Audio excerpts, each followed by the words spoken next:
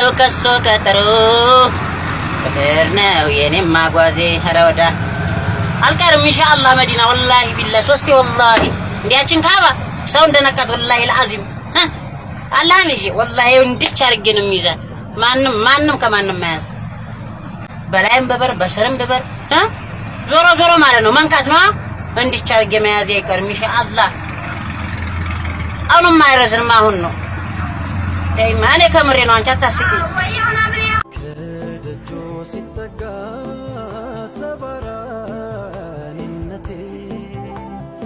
አልጋናም አለኝ ተደፍቶ አንገቴ እኔስ መጣሁ እንጂ ደፍሬ መዲና መች ገባኝ ነበር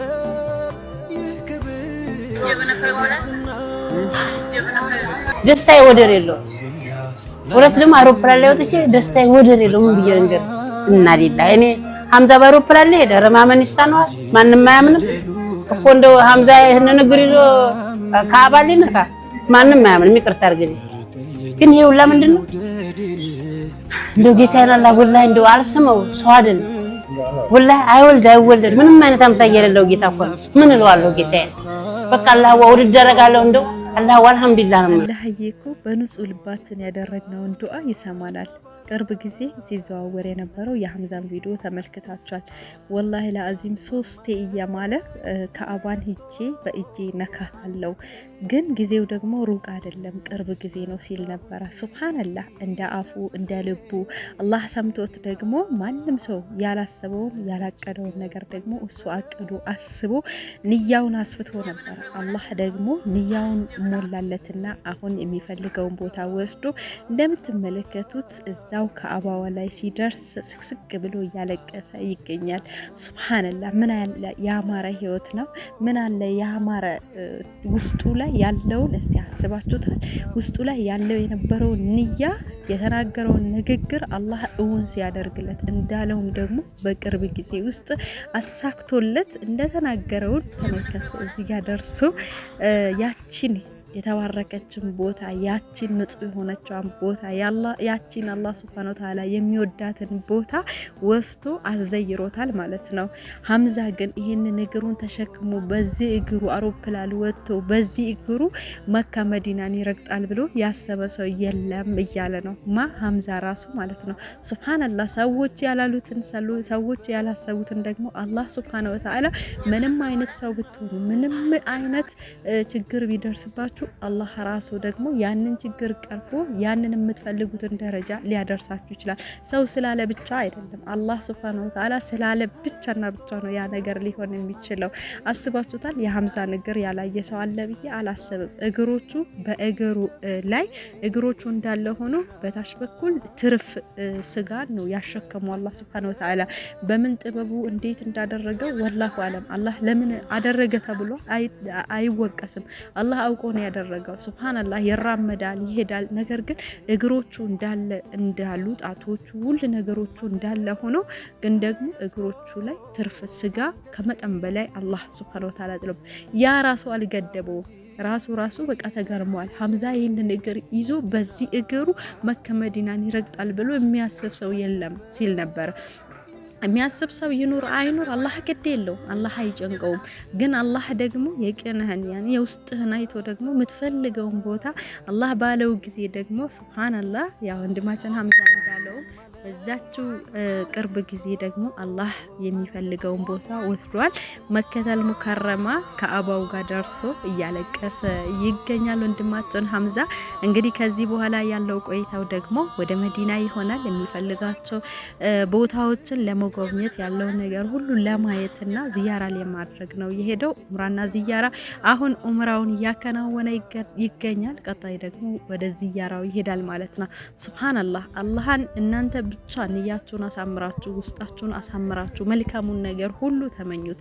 ከዛስ አላህ ደግሞ ገፉር ረሂም ነው፣ የማያሳካው ነገር የለም። አላህ ሁሉንም ነገር ያሳካል፣ ግን ደግሞ ጊዜ ይፈልጋል። ጊዜውን ጠብቆ ደግሞ ይመጣል። እኛ ደግሞ በኒ አደም አሁን ካልተደረገልን ብለን የምንበሳጭ ሰዎች አላህ ሁሉንም ነገር በሰዓቱ መሆን ባለበት ሰዓት ለኛ የሚሆነውና ማይሆነውን ለይቶ ስለሚያውቅ መሆን ባለበት ሰዓት ላይ ያደርግልናል። ነገር ግን የኛ ደግሞ ያው በኒ አደም ስግብግቦች አይደለንም። አሁን ካልተደረገልን አሁን ለምን ካልሆነልን ቢሆንልን እኮ ሌላ ሙሲባ ይዞብን ሊመጣ ሊሆን ይችላል፣ አይታወቅም።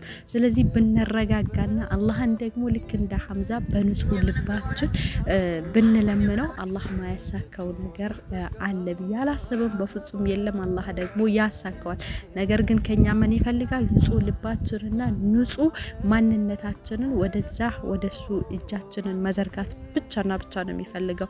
አንድ እርምጃ በተጠጋችሁ ቁጥር እጥፉኑ ወደ እናንተ ጠጋለሁ ብሏልና ወደሱ ለመጠጋትና ውስጣችንን ንያችንን አስፍተን አሳምረን ለመጠጋት እኛንም ያብቃን። ለሐምዛ እንኳን ደስ አለህ፣ እንኳን የምትወደውን የናፈከውን ስትፈልገው የነበረውን ንያህንም እንኳን አላህ Subhanahu Wa Ta'ala አሳካልክ እላለሁኝ። በዚህ በሐምዛ ወንድማችን ሰለምቴ እንደሆነ ታውቃላችሁ። ያው መጀመሪያ ሌላ እምነት ተከታይ ነበረ፣ ግን ደግሞ አላህ ልቡን ወደ እውነተኛው መንገድ ሲመራ እስልምናን ተቀብሎ በእስልምና ቆይቶ ነበረ። ከዛ ደግሞ የናፈቀውን ሀገር የነቢያችን ሰለላሁ ዐለይሂ ወሰለም ሀገር ሂዶ ጉብኝት ለማድረግ ፈለገ፣ ኡምራ ለማድረግ ፈለገ። ደግሞ አላህ አሳካለት። እስኪ ምን ይመስል ነበረ፣ እንዴት ሻሃዳ ያዘ የሚለውን ነገር ደግሞ እስኪ ከራሱ አንደበት ቀንጨብ አድርገን ሰምተን እንመለስ። ሁለት ልጆች አስልሙኝ እያልኩ ነበርና በነገራችን ላይ በቃ እንየዋል። የመጀመሪያው ነው በቃ ካላ ነው፣ ማንም የነገረኝ የለም፣ ሰውም ላስልም ያለኝ የለም። በቃ ትእዛዙ ከላይ ነው። በቃ አስልሙኝ ብያልኩኝ። እንዲሁ ማለት ነው። አዎ በቃ ዝም ብዬ አስልሙኝ አልኩኝ። ሁለት ልጆች አሰለሙኝ። ከዛ በኋላ እነሱን አላመስል እየቀለዱ መስሎ ልጅነትም ስላለ አሁን ትልቅ ሸህ ነበሩ ሀጂ አህመድ ቢያና የሚባሉ እሳቸውን እወዳለሁ። እሳቸውን ካድማለሁ። በቃ እንደ አባቴ ነው ብዬ ከአባትም በላይ ነው የምወዳቸው። አሁንም ድረስ በህይወት የማረሳቸው እሳቸው ናቸው። ከዛ እንደገና እስልምናውን በእሳቸው ከዛ አስልሙኛ በየኔ መጀመሪያው ሙስሊም ነበር አድርገው የሚቆጥሩኝ እሳቸው። ከዛ አባቴ ሀጂ አስልሙኝ አልኳቸው። ላኢላሀ ኢለላህ መጀመሪያ ምን ነበር ክርስቲያን ነኝ እኮ ምናምን አልኳቸው። ከዛ እኔ አባት አስልም ይሄል እንዴ ታዲያ እኮ ሲሰለም እኮ በግ ይታረዳል፣ ዶሮ ይታረዳል አሉ። ሁሉንም ምን ያደርግልሃል አሉ። ከዛ አንድ ታቦል ቡና ናት አላህ ይዘንላትና መየ ካላባት ቡና ስጣቸው ምናምን ብላ ቡና እንኳን በየቡና ጠጡ ብዬ ሰጧቸው። አልጋቸው ላይ ላንተስ አሉ። ልጅ ቡና ይጠጣም አልኳቸው። ከዛ አንዴ ነው ፉት ያሉት። እቺ መድኃኒት እናጠጣሉ ያችን ቡና። ከዛ በቃ በዛው አላህ መሸም በዛሽ መድኃኒትና ብለው ሻሃዳው ቀድሞ ደርሷል በዛው። ከዛ እሳቸው በዛው ነው ያሰለሙኝ። ስም ማን ነበር? ስሜ ታምራት አትበሉኝ የሚል ቪዲዮም አንድ ሰው ብሎ ተናድጄ ታምራት ማን ያልከኝ? በቃ ላንተ ፈሩ እንደሆነ ሐምዛ ነው ስሜ። በቃ ሐምዛ በሉኝ። በቃ ሐምዛ ያሉህ ማን ናቸው? ሐምዛ ያሉኝ ማንም አላወጣልኝ። ማንም እነዛ ሁለት ልጆች አስልምናል ብለው ያሉኝ አቡበከር ብለው ነበር ያወጡልኝ። ከዛ በቃ ልክ አበየ እንዳሰለሙኝ ተነስቼ ከዛ አንድ የሰፈራችን ልጅ አለ ሰይድ መርዞ የሚባል አንደኛ ጓደኛ አለ። እሱ ቁደርሽ ስመለስ ስሜ አቡበከር ነው እያልኩ ሲሄድ ልክ እንደ መላእክት ነው ወላሂ። እኔ ከየት እንደመጣ አላውቅም። ልክ መንገድ ያስል ስምህ ያንተ ስም ሐምዛ ነው አቡበከር አይደለም የሚል ጆሮዬ ላይ ጥልቅ አለ። ከዛ ወዝ ቢላህ ምን ሸይጣን ነው እንደው ብዬ ወደ ራሴ ተመለስኩ። አሁንም ስምህ ሐምዛ ነው። ከዛ አላህ ህልም ሲያሳየኝ ስሜ ሐምዛ ነው። በዛው ደመር ጀማ ሐምዛ ነው። መታወቂያውም ላይ ምንም ላይ ሐምዛ ነው። ሁሉም ላይ ሐምዛ ነው። እሺ ከዛስ በኋላ እንዴ ለምሳሌ መጀመሪያ አካባቢ ከሰለምክ በኋላ ከሳቸው ጋር እንዴት ነው ዒባዳውን ምናምን እንዴት እንትን አልክ? በቃ የመጀመሪያ ሰላትን እስቲ ንገረኝ። ከሰከርክ ልክ ከሰለምኩ በኋላ አሻዱ ላይ ለላ አሻዱ አነ መሐመድ ረሱላህ አላህ አንድ ነው መሐመድ መላእክተኛ ነው በል ተባልኩ። ይሄን አልኩኝ።